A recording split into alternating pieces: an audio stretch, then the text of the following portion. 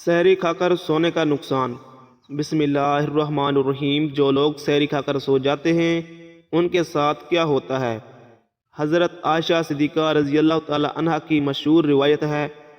ترجمہ: پھر جب مؤذن فجر کی اذان دے کر خاموش ہو جاتا اور فجر طلوع ہو جاتی یعنی صبح کی روشنی پھیلنے لگتی تو آپ صلی اللہ علیہ وسلم کھڑے ہوتے اور 2 رکعت ہلکی یعنی فجر کی سنتیں ادا کرتے اور اس کے بعد اپنی داہنی کروٹ پر لیٹ جاتے، یہاں تک کہ مؤذن اقامت کے لیے اجازت حاصل کرنے کے لیے آپ صلی اللہ علیہ وسلم کے پاس آتا تو آپ صلی اللہ علیہ وسلم مسجد تشریف لے جاتے۔ حضرت عثمان رضی اللہ تعالی عنہ سے مروی ہے کہ نبی کریم صلی اللہ علیہ وسلم نے فرمایا کہ صبح کی نماز کے بعد سورج نکلنے تک ذکر خدا میں مشغول رہنا رزق حصول میں زیادہ باعث نفع ہے، اس بات سے کہ طلب رزق میں دنیا کے کونے کونے میں پھرتا رہے۔ حضرت فاطمہ رضی اللہ تعالی عنہ بیان کرتی ہیں کہ میں صبح کے وقت سوئی تھی کہ رسول اللہ صلی اللہ علیہ وسلم میرے پاس سے گزرے اور آپ صلی اللہ علیہ وسلم نے مجھے پاؤں سے ہلایا، پھر فرمایا بیٹی اٹھو، اپنے رب کی طرف سے رزق کی تقسیم میں شامل ہو جاؤ اور غفلت شار لوگوں کی عادت اختیار نہ کرو۔ اللہ تعالیٰ طلوع فجر سے طلوع آفتاب تک لوگوں کا رزق تقسیم کرتے ہیں۔ حضرت انس بن مالک رضی اللہ تعالی عنہ سے روایت ہے۔ ترجمہ: تلاش رزق کی خاطر نماز فجر سے طلوع آفتاب تک مت سویا کرو۔ حضرت سے اس کی وضاحت طلب کی گئی تو فرمایا کہ آپ اس وقت 70 مرتبہ تسبیح و تکبیر استغفار کرنے سے روزی میں برکت ہوتی ہے۔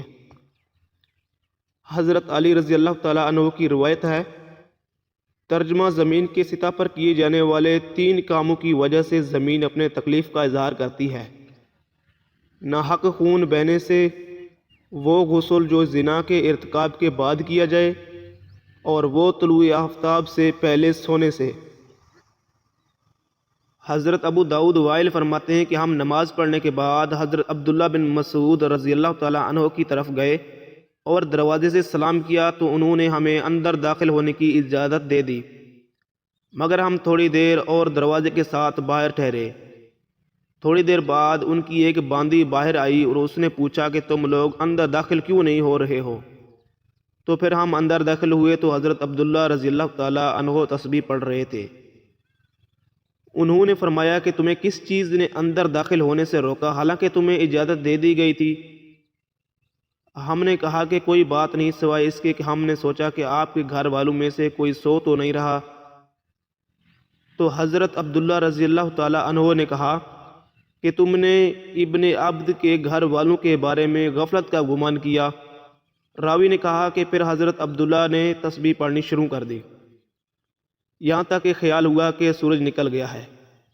تو باندی سے فرمایا کہ جا کر دیکھو سورج نکل آیا ہے کیا؟ روایت میں ہے کہ اللہ تعالیٰ طلوع فجر سے طلوع آفتاب تک لوگوں میں رزق تقسیم کرتے ہیں، اور جو لوگ اس وقت میں سوئے رہتے ہیں وہ اللہ تعالیٰ کی رزق سے محروم ہو جاتے ہیں، اور اس وقت کے درمیان یعنی طلوع فجر سے طلوع آفتاب کے درمیان سونا غفلت شار لوگوں کا کام ہے۔ نبی کریم صلی اللہ علیہ وسلم اور صحابہ کرام کا یہ معمول تھا کہ وہ جب نماز پڑھ لیتے تو سورج نکلنے تک یعنی سورج طلوع ہونے تک اپنی جگہ پر بیٹھے رہتے تھے اور اللہ سبحانہ و تعالیٰ کی ذکر میں مشغول رہتے تھے۔